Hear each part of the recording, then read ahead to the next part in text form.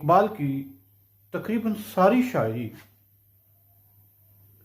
रसूलुल्लाह सल्लल्लाहु अलैहि वसल्लम के इश्क में डूबी हुई है। इकबाल की शायरी का जो बुनियादी नुक्ता नज़र है वो रसूलुल्लाह सल्लल्लाहु अलैहि वसल्लम से गहरी अकीदत व मोहब्बत है, और उस अकीदत व मोहब्बत की गहराई और गहराई का अंदाज़ा करना बहुत मुश्किल है और वो कोई अंदाज़ा लगा भी नहीं सकता।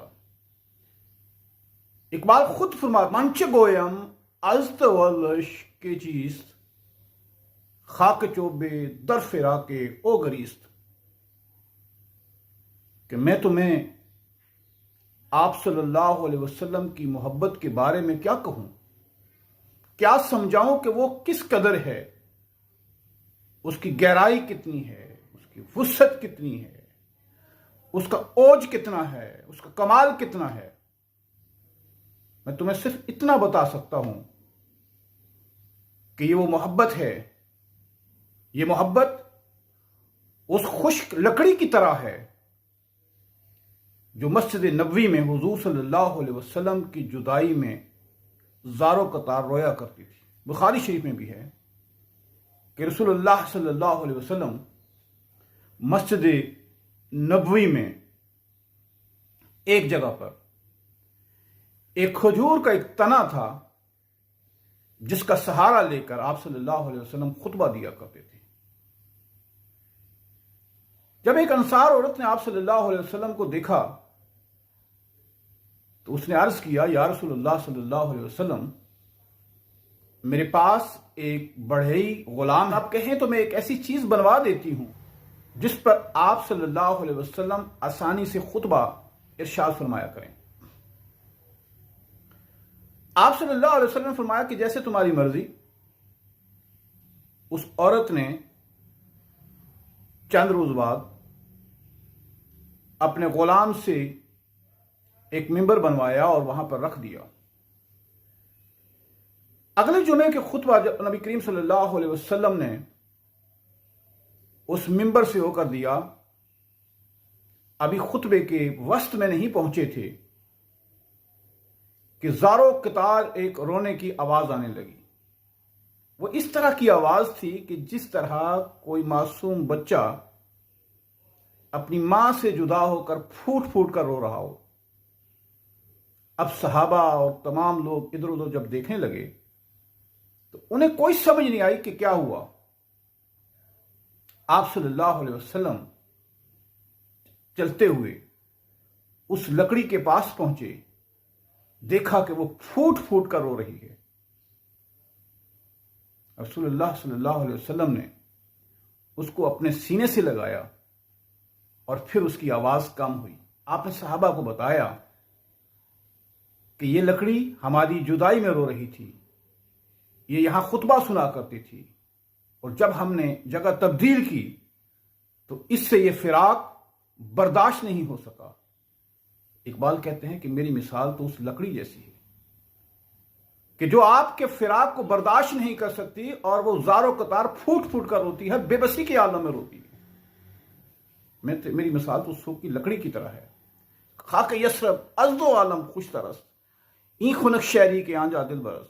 मुझे तो मदीने पाक की खाक पूरी कायनात से हसीन लगती है। उसकी वजह यह है कि वहां मेरे दिलबर मोहम्मद सल्लल्लाहु अलैहि वसल्लम रहते हैं।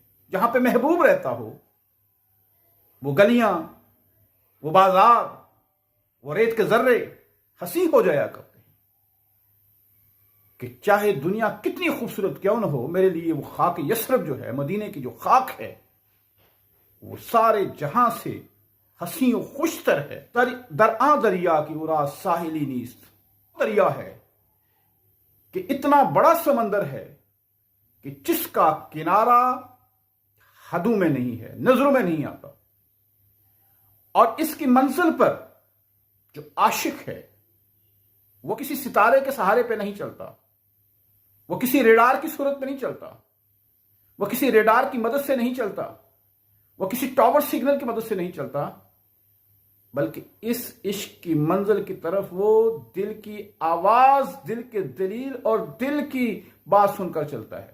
दिल आशिका गैर अज दिल नीस्त,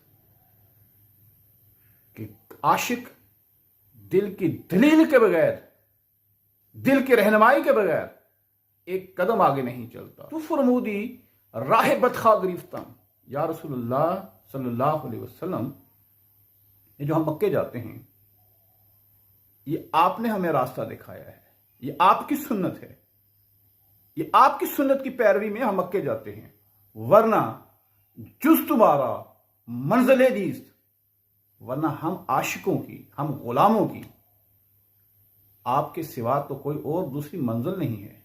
आप ही हमारी मंजिल हैं, आप ही हमारा सहारा हैं।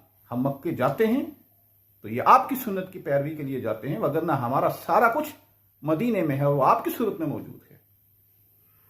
ये मरकज आपने हमें बताया है, इसलिए हम जाते हैं, वगरना इस इश्क के अंदर, इस मोहब्बत के अंदर, इस गुलामी के अंदर अपनी मिसाल तो उस बेबस लकड़ी की तरह सिसकती जाती है, फूट फूट कर रोती है और बार बार रोती है। या रसूलुल्लाह सल्लल्लाहु अलैहि वसल्लम, हम पे नजर करम कीजिए ताकि हम दोबारा से इस दुनिया के अंदर एक तमतराक के साथ इस दुनिया के अंदर जी सकें, और जिस तरह रसूलुल्लाह सल्लल्लाहु अलैहि वसल्लम की उम्मत को इस दुनिया के अंदर तमतराक के साथ होना चाहिए। या रसूलुल्लाह सल्लल्लाहु अलैहि वसल्लम, आपने इब्न हातम की बेटी को तो चादर पहना दी थी, उसके सर को नंगा आपने बर्दाश्त नहीं किया था।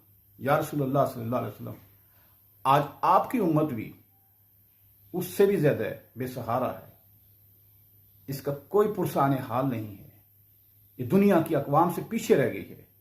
या रसूलुल्लाह सल्लल्लाहु अलैहि वसल्लम, इस पर भी चादर डाल दीजिए ताकि ये भी बपर्दा हो जाए, इसके ऐबों पर पर्दा पड़ जाए और ये दुनिया में एक दोबारा बड़ा मकाम हासिल कर सके।